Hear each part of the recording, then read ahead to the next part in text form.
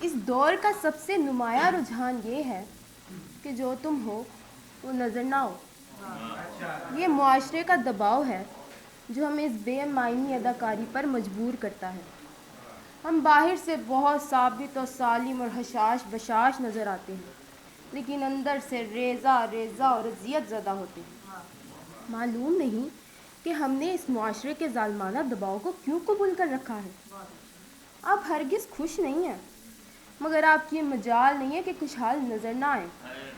3 مہینے سے آپ نے گھر کا کرایہ ادا نہیں کیا. قرض پر آپ کا مدار ہے لیکن آپ کے خیالات و نظریات اور ایک خوشحال آدمی کے خیالات و نظریات میں کوئی فرق نہیں. آپ کا سیاسی نقطۂ نظر بالکل وہی ہے جو دولت مند لوگوں کا نقطۂ نظر ہوتا ہے. آپ اتنے محروم آدمی ہیں کہ احساس محرومی سے بھی محروم ہیں. حقیقت حال سے اس درجہ انکار، ذات اور ذہن پر معاشرے کا اتنا دباؤ. آپ اور آپ کی بیوی جنہیں آپ خود اپنی زبان سے بیگم کہتے ہیں جبکہ آپ کا اپنی بیوی کو بیگم کہنا آداب گفتگو کے قطعاً خلاف ہے اور ایک غیر مہذبانہ حرکت ہے. یہ دوسروں کا فرض ہے کہ وہ آپ کی بیوی کو بیگم کہیں. دونوں ایک دوسرے سے بے حد خوش نظر آ رہے ہیں جبکہ دونوں ایک دوسرے سے بری طرح تپے ہوئے ہیں. اب دونوں کا بس نہیں چل رہا کہ ایک دوسرے کا منہ نوچ لیں. مگر نہ جانے آپ کو دوسروں کا اتنا خیال کیوں ہے کہ مثالی شوہر اور بیوی نظر آنا چاہتے ہیں.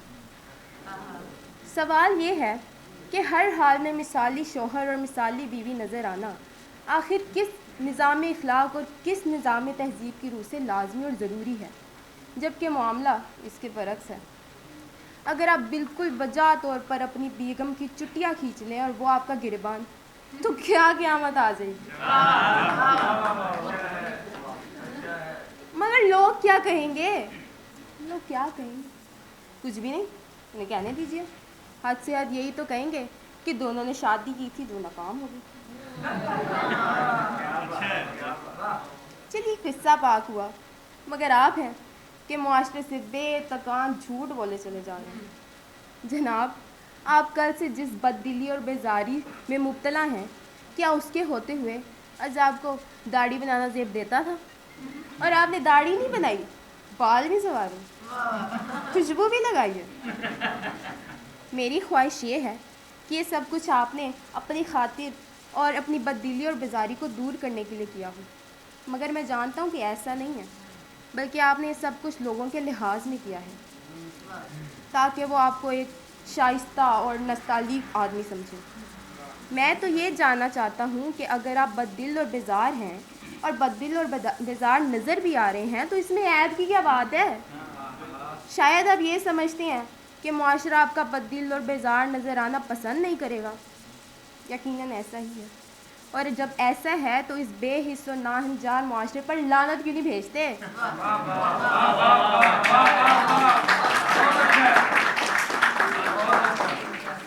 جس نے آپ کو ایک اداکار بنا رکھا ہے.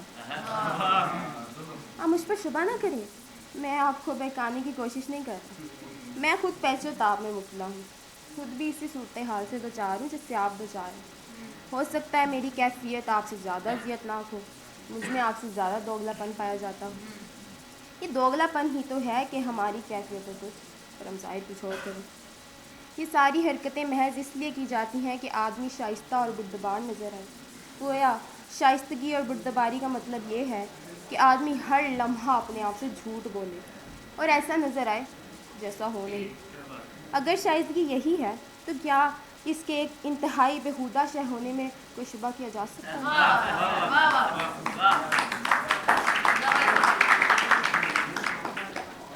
میں شاید یہ کہنا چاہتا ہوں کہ اصل اور باساختہ آدمی کا اس معاشرے میں کوئی گنجائش نہیں. وہ اپنی اصل حالتوں اور کیفیتوں کے اظہار کے ساتھ اس معاشرے میں قبول نہیں کیا جا سکتا. میرے خیال میں پہلے صورتحال اتنی شدید نہیں ہے اور شائستگی کے فروغ کے ساتھ ساتھ بے سادگی کے ساتھ زندگی گزارنے کا امکان بہت کم سے کم ہوتا جا رہا ہے. اب ہمارا فرض ہے کہ معاشرے کی خاطر ہم ویسے نظر آئیں جیسے ہوں نہیں. وہی نظر آنا نظر آنا نظر آنا، لعنت ہے ایسے نظر آنے.